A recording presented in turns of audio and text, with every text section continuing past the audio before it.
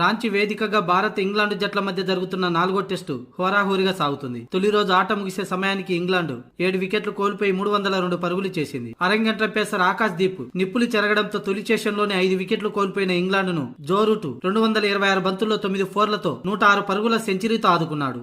పరుగుకు జోడిస్తూ century mark చేరుకున్నాడు. దీంతో Bazball ను పక్కన పెట్టి తన స్టైల్లో బ్యాటింగ్ ను కొనసాగించాడు. జో రూట్ అద్భుత ఇన్నింగ్స్ కారణంగా ఇంగ్లాండ్ తొలి రోజు పైచేయి సాధించింది. అంతకుముందు టాస్ గెలిచి బ్యాటింగ్ మొదలుపెట్టిన బెన్ స్టోక్స్ సేన మొదటి సెషన్లోనే తడపడింది. అరంగేట్రం పేసర్ ఆకాశ్ దీప్ నిప్పులు చెరగడంతో తొలి సెషన్లోనే 5 వికెట్లను కోల్పోయింది. Crawley 42, Ben Duckett 11, Ollie Pope 0, Bairstow 38, అలాగే బెన్ స్టోక్స్ 3 పరుగుల స్వల్ప స్కోరుకే పెవిలియన్ చేరారు. అయితే ఆ సమయంలో రూట్, బెన్ ఫోక్స్ వికెట్ల పరంపరను ఈ జోడి అడ్డుకున్నారు. ఈ ఇద్దరు 113 పరుగుల భాగస్వామ్యం నెలకొల్పారు. అయితే ఈ జోడిని సిరాజ్ విడగొట్టాడు. బెన్ ఫోక్స్ 46 పరుగులతో పెవిలియన్ చేరాడు. ఇక అనంతరం టైలెండర్ల సహాయంతో రూట్ విలువైన భాగస్వామ్యాలు నిర్మిస్తూనే వచ్చాడు. ప్రస్తుతం ఓలీ రాబిన్సన్ తో 57 పరుగుల పార్ట్నర్షిప్ తో దూసుకుపోతున్నాడు. దీంతో తొలి రోజు ఆట ముగిసే సమయానికి ఇంగ్లాండ్ 7 వికెట్లు కోల్పోయి 302 పరుగులు చేసింది. జో రూట్ 106 పరుగులు, ఓలీ రాబిన్సన్ 31 పరుగులతో క్రీజులో ఉన్నారు. భారత బౌలర్లు ఆకాశ్ దీప్ 3 వికెట్లు పడగొట్టగా సిరాజ్ కు 2, అశ్విన్, జడేజాలకు తలా 1 వికెట్ దక్కింది. ఇక రెండో రోజు తొలి సెషన్ లో 10 ఓవర్ల లోపే మిగతా వికెట్లను టీమిండియా బౌలర్లు తీస్తేనే టీమిండియాకు ప్రెజర్ తగ్గేది.